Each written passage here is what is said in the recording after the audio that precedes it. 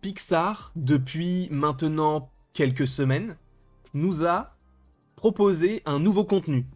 Gagné ou perdu, peut-être que vous ne le connaissez pas et auquel cas je vais essayer d'en faire non pas la promotion puisque Disney ne m'a rien demandé, je ne suis pas payé pour le faire mais je le fais par plaisir parce que c'est exceptionnel, bien que les deux épisodes en question que nous allons traiter aujourd'hui sont moins bons, mais bons tout de même.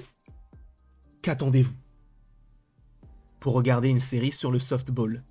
Alors, dit comme ça ne donne pas envie, on ne va pas se mentir. En revanche, c'est vraiment très bon. Pourquoi? Parce qu'en fait, on va suivre une équipe de softball, donc une équipe de jeunes personnages, et au travers de différents épisodes, on va vivre la vie de l'arbitre, d'une joueuse, d'un joueur, de l'entraîneur, d'une maman, et c'est très cool. Là, on en est aux épisodes 5 et 6, qui sont bons, mais moins bons, encore une fois. Donc on va en parler. N'hésitez pas à parler de la série autour de vous, parce que j'ai l'impression que Pixar, tout le monde s'accorde à dire que... Enfin, tout le monde s'accorde pour dire plutôt, je ne sais pas dans quel sens ça, si c'était la bonne expression, mais en tout cas, tout le monde s'accorde pour dire que c'est exceptionnel que ce que fait Pixar. Alors tous les projets ne sont pas forcément très bons, mais visuellement ou même au niveau du message, c'est beau.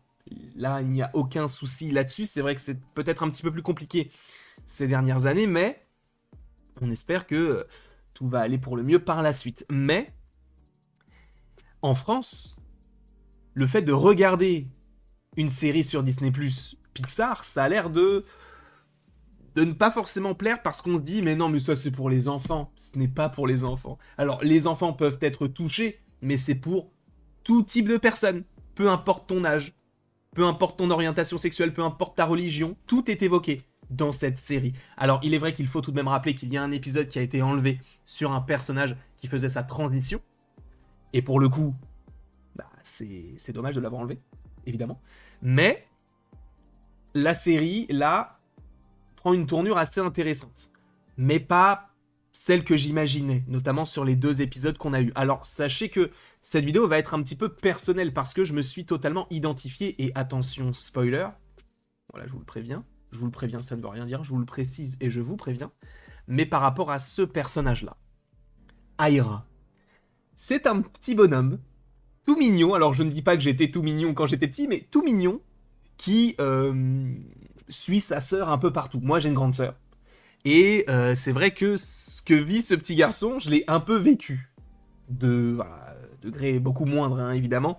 Alors non pas le fait que je me sois rapproché de certaines personnes malfaisantes, non, mais la relation entre le petit frère et la grande sœur.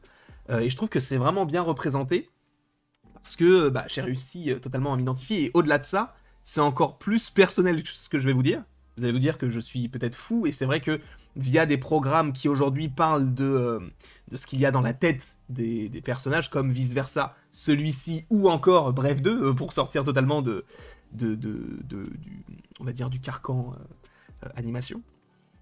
Là, on te parle d'un univers imaginé dans la tête. Alors, peut-être que vous allez vous dire, bah oui, mais moi je le faisais.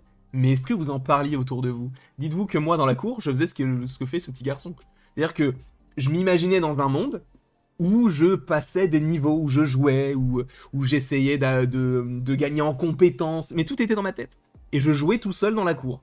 Alors peut-être que les gens me trouvaient fou, peut-être qu'ils me trouvaient bizarre, et pour le coup c'est ce qui se passe là, puisqu'il est dans son coin, et il me fait vraiment de la peine parce que je m'identifie totalement dans ce personnage-là, parce que oui, bah, j'étais un peu dans ma bulle, quoi. J'avais des amis par rapport à lui, parce que lui, on te dit qu'il n'a pas d'amis, mais c'est vrai que de temps en temps, j'aimais bien me retrouver tout seul pour faire mon petit jeu dans ma tête, en me disant ah là j'ai gagné des points, ah là j'ai gagné une épée, ah là j'ai gagné ci, ah là j'ai gagné ça, ah là il y a un monstre à affronter.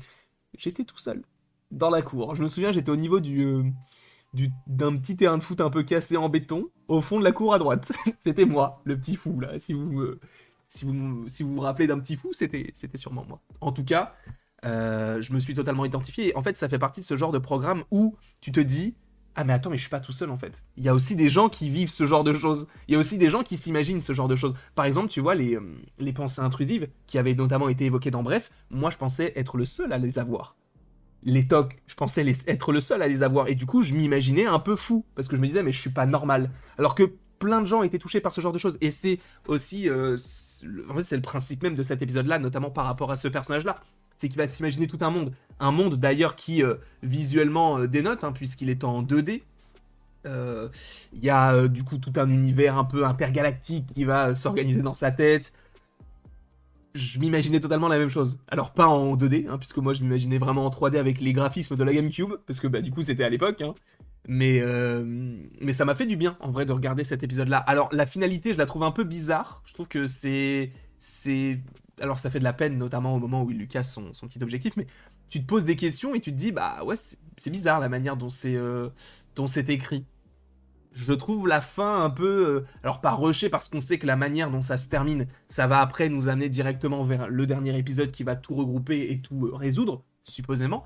Mais bah, j'ai l'impression qu'il manque vraiment quelque chose au sein même de l'histoire, comme ça avait été le cas pour les 4 premiers épisodes, où là pour le coup il y avait un début, un milieu, une fin, même si la fin était un peu énigmatique, on sentait que bon, là j'ai l'impression qu'il manque une scène, il manque quelque chose, c'est un peu dommage. D'ailleurs, sachez que dans cet épisode-là, alors pour vous dire, alors attendez, parce que du coup c'est un peu cocasse, je vais vous montrer, je sais pas si vous allez pouvoir le voir, je vais essayer. En fait, à un moment donné, j'ai vu un détail caché, mais j'étais pas sûr que ce soit un détail caché, donc j'ai pris la photo de mon écran, donc c'était ce moment-là, je ne sais pas si vous le voyez, je crois que vous le voyez, ok.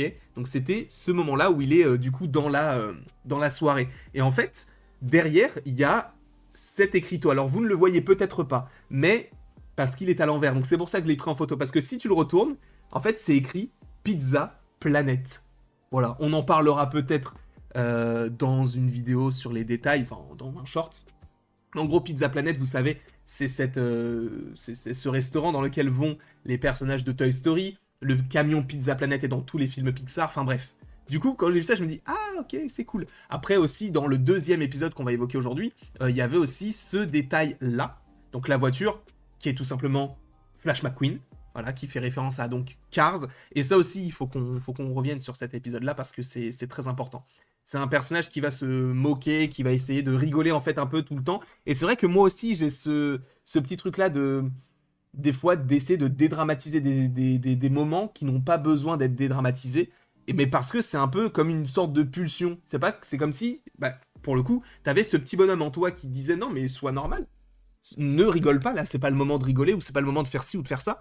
Et pourtant, c'est comme si le corps réagissait en disant non, mais là, je vais quand même faire une petite blague. Non, mais là, je vais quand même faire ci, là, mais je vais quand même faire ça. Alors que ça n'a pas lieu d'être. Et c'est exactement ce que traverse aussi ce personnage-là. Et là où c'est d'autant plus frustrant, et c'est pour ça aussi que j'ai moins aimé les épisodes qu'on a eu aujourd'hui, c'est qu'en fait, on est qu'à la surface, là où les épisodes d'avant, on est vraiment bien dans la représentation de ce qu'est le problème.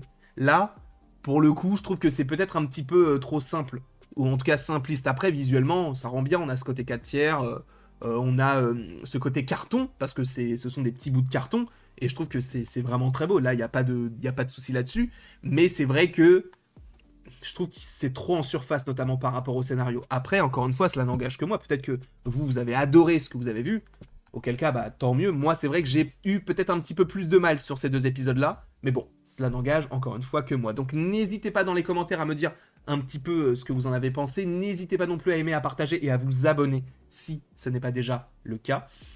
On aura l'occasion de toute manière de reparler de Pixar, puisque cette année, je vous rappelle qu'il y a Elio. Tout le monde s'en fout d'Elio, c'est une folie. Même moi, en vrai, j'en ai rien à faire d'Elio, parce qu'il y a eu trop de trailers et en vrai, on ne sait même pas de quoi ça parle.